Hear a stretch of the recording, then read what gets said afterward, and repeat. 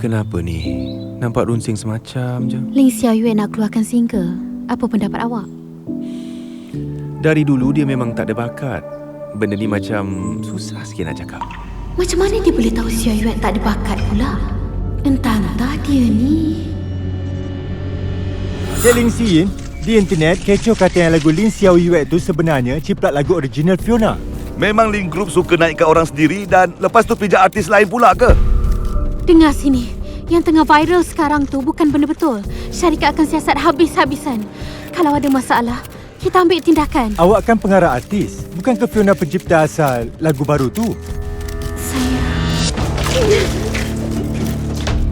Fiona ambil masa lama tulis lagu tu tau. Awak buat lagu tu jadi lagu untuk Lin Xiaoyue. Keluarga Lin memang menjijikkan. Sanggup buat apa saja sebab nak naikkan adik sendiri. Tak bermoral langsung. Awak fikir Fiona tak ada peminat jadi awak boleh bully dia macam ni ke? Lin Xin, awak tak layak jadi pengarah. Saya tak tahu pun lagu tu lagu Fiona. Kakak saya sendiri yang bagi saya lagu tu. Saya cuma ikut prosedur rakaman.